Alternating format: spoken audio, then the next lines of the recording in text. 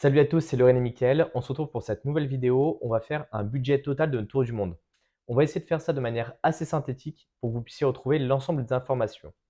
Alors au début, quand on a organisé notre tour du monde, nous sommes passés par un site qui s'appelle le planificateur à contresens qui permet d'obtenir différents budgets. À l'époque, il existait un budget backpacker et un budget confort.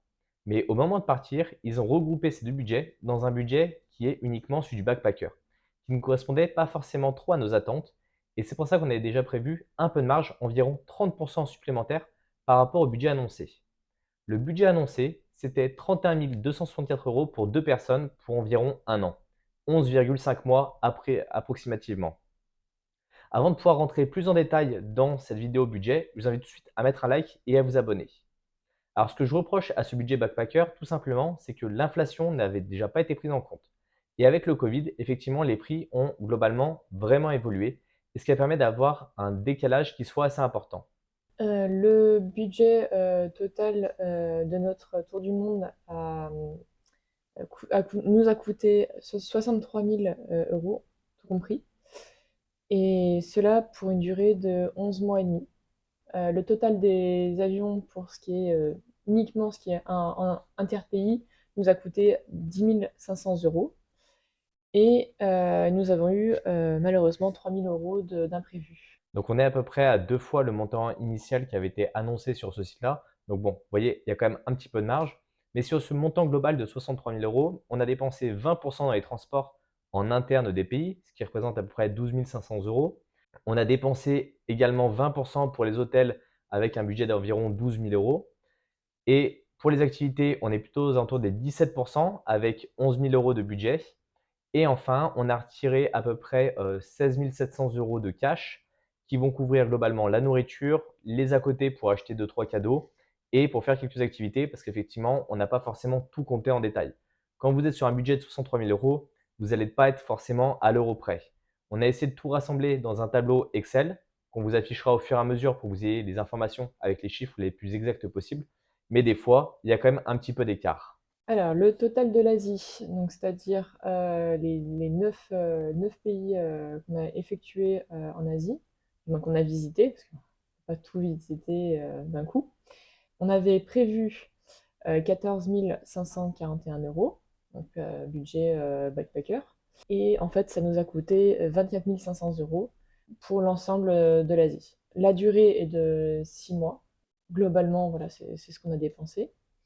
Ensuite, pour l'Océanie, donc on a dépensé, du moins, on a prévu 2 900 euros. Pour le budget qu'on a réellement dépensé, donc c'est 5 400 euros, et donc pour un total de 3 semaines. Ensuite, l'Amérique, où on est resté beaucoup plus longtemps, un peu moins longtemps que l'Asie, mais on a dépensé donc 22 300 euros en budget réel, et ce qu'on avait prévu, c'était 13 500 euros donc, en budget backpacker. Alors, je vais essayer de vous résumer rapidement par pays les différents budgets, sachant que, comme Lorraine vous l'a dit, il y avait un prévisionnel fourni par le site où on avait déjà rajouté 30%. Mais le prévisionnel, c'est vraiment celui annoncé par le site et pas celui qu'on avait envisagé. Et ensuite, bien sûr, le réel. Alors, on a commencé par l'Inde avec 30 jours, un prévisionnel de 1740 euros. Et finalement, on est arrivé à 5000 euros de réel. On vous expliquera dans une prochaine vidéo finalement les imprévus qu'on a eus et pourquoi ça nous a coûté aussi cher, par exemple, en Inde. Au Népal, on est resté 14 jours pour 700 euros de budget prévisionnel pour deux personnes.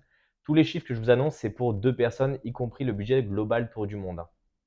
Et on a dépensé réellement 1000 euros, donc pas un gros écart. En Thaïlande, nous sommes restés 34 jours avec 2300 euros, 2380 euros de budget et on a dépensé 4000 euros réellement. Au Cambodge, pour 15 jours, 781 euros et on a dépensé 1771. Au Vietnam, 18 jours, donc 3 semaines, on avait 1000 euros de budget et on a dépensé 1500, donc 1,5 fois. Aux Philippines, on est plutôt sur 17 jours avec 1258 euros de budget et on a dépensé 2300. Le Japon, 3 semaines, donc 21 jours, 3400 euros de budget initial et on a dépensé 4500. À Hong Kong, on avait 9 jours et on avait 1000 euros de budget, on a dépensé 1000 euros. Il faut savoir qu'on n'a pas payé le logement là-bas parce qu'on était hébergé chez mon cousin. Voilà, donc ça joue un petit peu sur les différents éléments. Et en Chine, on avait un budget de 2 250 € pour 30 jours et on a dépensé 3 880. Et pour la Nouvelle-Zélande, donc pour un total de 14 jours, on a dépensé 2 862 € alors qu'on avait un budget de 1 650 €. Ensuite, Tahiti, durant 7 jours, on a dépensé 2 500 € au lieu donc du budget 1 280 €. Et pour l'Amérique, au niveau des États-Unis, nous sommes restés 3 semaines pour un budget initial de 4 200 €. Nous avons dépensé 5 400 €. Pour le Pérou, nous sommes restés 15 jours là-bas pour un budget initial de 1 000 € et dépensé 2 100 €. La Bolivie, nous sommes restés 3 semaines, 17 jours plus exactement, avec un budget initial de 1 000 € et nous avons dépensé 1 535 €.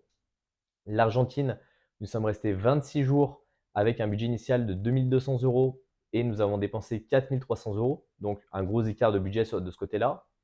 Pour le Brésil, nous sommes restés un mois avec un budget initial de 3 000 € et nous avons dépensé 5 350 €.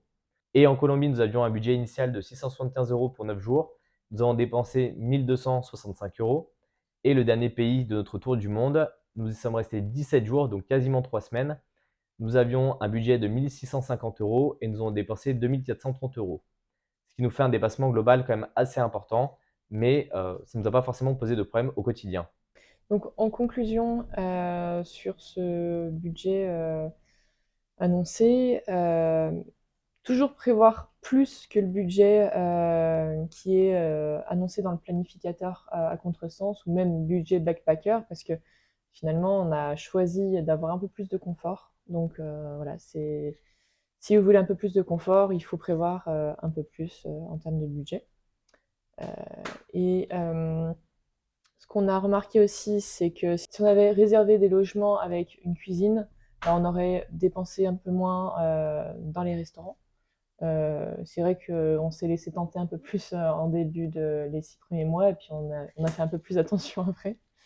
Et pour ce qui est, des hébergements et des transports, il vaut mieux réserver au moins 3 mois à l'avance. Parce que c'est vrai qu'on a réservé un peu tardivement, à chaque fois. On faisait à peu près un mois et demi, voire 2 mois. Mais c'est vrai que si on avait réservé un peu plus en avance, bah, on aurait fait un peu plus d'économies. On espère en tout cas que cette vidéo a pu vous aider à préparer votre propre tour du monde. C'est un budget à titre indicatif parce que ça correspond à notre besoin. Si demain on en faisait un nouveau, peut-être que ça changerait en fonction des pays qu'on va visiter. Pensez à mettre un like, pensez à vous abonner et dites-nous en commentaire si le budget vous paraît plutôt bon ou si au contraire vous avez un budget qui est beaucoup plus important. On se retrouve dans une prochaine vidéo. Salut à tous! Salut à tous!